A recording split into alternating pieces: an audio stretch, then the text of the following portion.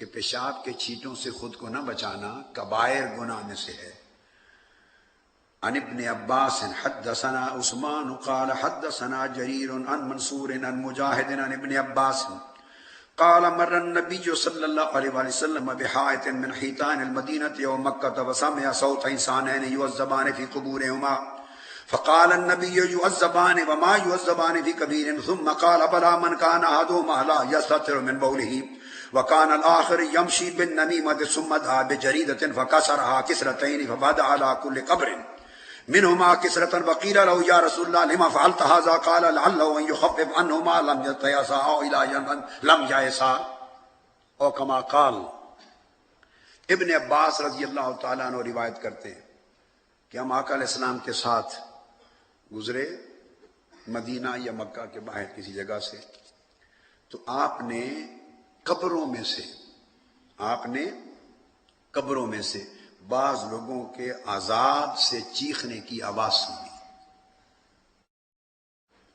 اب پہلا مسئلہ عقیدے کا جو ظاہر ہوا اس لفظ فَسَمِعَ صَوْتَ إِنسَانَيْنِ يُعَذَّبَانِ فِي قُبُورِهِمَا، جو پہلا عقیدے کا فرع ثابت ہوئی وہ یہ کہ حدیث پاک سے یہ بات طے شدہ ہے اور ثابت شدہ ہے اور یہ مسائل مسلمہ میں سے ہے کہ انسانوں کو قبر کے عذاب کی آواز نہیں آتی، اور آقا علیہ السلام انسان ہے، یہ مسلمات میں سے ہے۔ حضور علیہ السلام نے فرمایا کہ تمہیں قبر میں جو عذاب ہوتے ہیں انسانوں کو اللہ تعالیٰ نے محروم کر دیا ہے اس طاقت اور قوت سے کہ وہ ان کے عذاب کو دیکھ سکیں یا سن سکیں، اور جانوروں کے لیے فرمایا کہ انہیں سکت اور دی ہے کہ وہ سمجھ لیں۔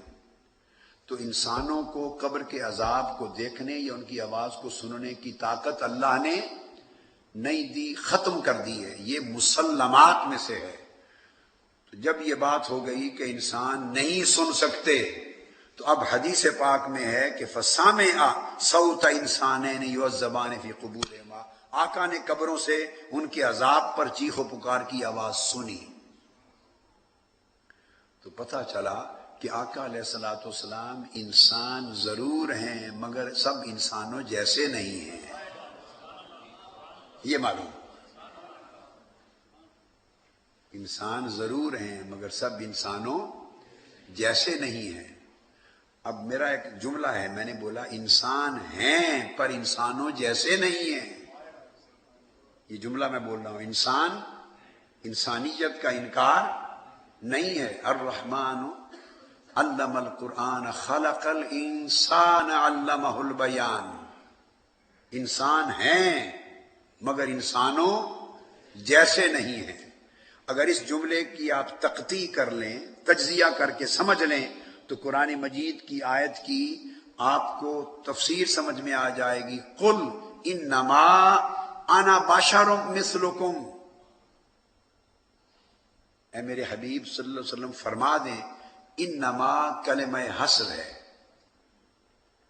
اور حصر کا قاعدہ یہ ہوتا ہے اہل لغت، اہل ادب، اہل نحو اور اہل معانی، علم بیان اور بدیع اور کلام میں، علم معانی میں ایک قاعدہ ہے کہ جب کلمہ حصر آتا ہے تو اس کی حصر کسی پر وارد ہوتی ہے، یا حصر صفت کا موصوف پر ہوگا یا موصوف کا حصر صفت پر ہوگا، تو حصر کسی پر وارد ہوتی ہے۔ جب انما آئے گا تو سوال پیدا ہوتا ہے کہ حصر کس پر ہے؟ قل انما، جب ترجمہ پڑھتے ہیں تو کہتے ہیں نا سوائے اس کے نہیں، یا میں تو فقط، یہ ترجمہ کرتے ہیں نا میں تو فقط، یا میں تو محض، یا سوائے اس کے نہیں کہ ایسا ہے۔ یہ انما کا معنی ہے، کیوں؟ یہ کلمہ حصر ہے۔ ہو نہیں سکتا کہ کلمہ حصر ہو اور وقوع حصر نہ ہو، حصر واقع ہوتی ہے۔ اب سوال پیدا ہوا کہ اگر حصر واقع ہوئی، حصر ہوتی ہے کنفائن کر دینا، ایکسکلوسیو کر دینا، اور کئی چیزوں کو اس میں سے ایکسکلوڈ کر دینا، تو یہ جو ایکسکلوسیونیس ہے کلمہ حسر کی یہ کس پر وارد ہوا حسر؟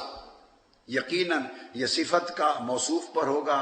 موصوف متکلم ہے، یعنی میں موصوف ہوں اگر تو یا موصوف کا صفت پہ حسر ہوگا یا صفت کا موصوف پہ حسر ہوگا. مثلا یہ کہا کلمہ حسر کے ساتھ کہ صرف یہی ہنسی ہے،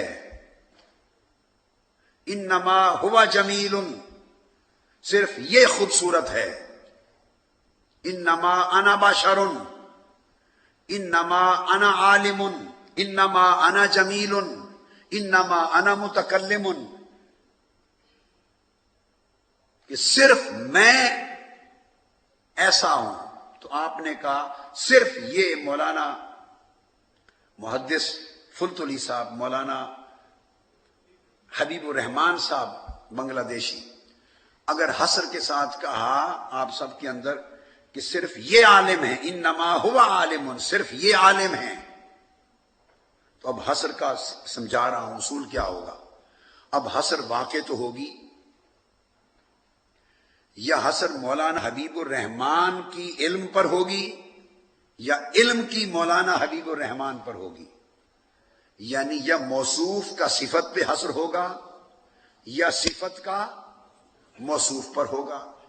اگر موصوف کا صفت پہ حسر ہو، موصوف کا صفت پہ حسر ہو تو اس کا مطلب یہ ہوگا کہ صرف یہی عالم ہے، باقی سارے جاہل ہیں. کیا یہ جائز ہے؟ بولیے. معنی بنے گا انما ہوا عالم ولیس غیرہ، کہ صرف انما کا معنی کہ صرف یہی عالم ہے، باقی سب بیٹھے ہوئے جاہل ہیں، کوئی اور عالم نہیں. سو یہ حسر نہیں ہے، قبول نہیں، مردود ہوا. اب دوسری سمت آ جاتے ہیں. اگر صفت کا، اگر موصوف کا حسر ہے صفت پر تو یہ بات ہو گئی، اور اگر صفت کا حسر ہے موصوف پر تو پھر معنی یہ ہوگا کہ بس یہ صرف عالم ہی ہیں، نہ خوش اخلاق ہیں، نہ باپ ہیں، نہ تاجر ہیں، نہ اچھے فصیح و بلیغ ہیں، نہ صالح ہیں، اور کچھ بھی نہیں، بس صرف علم ہی علم ہے، بقایا ہر خوبی سے خالی ہے. قبول ہے؟ نہیں، یہ بھی مردود ہو گیا. اب بولیے انما انا بشر کا حسر کس پر قائم کریں گے؟ انما انا بشر کا حسر کس پر قائم کریں گے؟ یہ جو تفسیر ابھی بتا رہا ہوں یہ میں نے دوران درس سمجھی تھی 1965 میں، ایسے ہی بتا رہا ہوں 1965 میں. تو اس وقت آج سے کتنے سال قبل؟ 41 سال قبل پڑھا، اور عمر اس وقت میری 14ویں سال میں تھا. تو بس ایسے ہی یہ ایک چھوٹی سی بات تھی، آپ کو بتا دیں. اور ان چیزوں سے واقفیت رکھنے والے کہ جس زمانے میں پڑھی وہ بھی ایک عالم موجود ہیں یہاں، مولانا علامہ جاوید مجید قادری صاحب. تو میں یہ عرض کر رہا تھا کہ جب فرمایا قل انما انا بشر مثلکم، تو پھر اگر اس کا حسر یا تو یہ معنی بنے گا جو لوگ خطا کھاتے ہیں کہ آقا علیہ السلام نے فرمایا انما انا بشر، یا تو اس کا معنی پھر یہ ہے کہ صرف میں ہی بشر ہوں ساری کائنات میں اور تم میں سے کوئی بشر ہے ہی نہیں. کیا یہ درست ہوگا؟ تو یہ امکان غلط ہو گیا کہ آپ نے فرمایا کوئی انسان بشر نہیں ہے، صرف میں بشر ہوں. یہ نہیں ہو سکتا، غلط. اب دوسرا حسر کر لیں. دوسرا معنی یہ بنا انما انا بشر کو اگر حسر لگائیں تو پھر آقا نے فرمایا میں صرف بشر ہی بشر ہوں، اس کے سوا کچھ نہیں ہوں. نہ معاذ اللہ نبی ہوں، نہ رسول ہوں، نہ حسین ہوں، نہ جمیل ہوں، نہ عالم ہوں، نہ محبوب ہوں، کچھ بھی نہیں ہوں، صرف بشر ہی بشر ہوں. جائز ہے؟ نہیں ہے نا. اب سوال پیدا ہوتا ہے کہ حسر کس کا ہے اور کس پر ہے؟ حسر کس کا ہے اور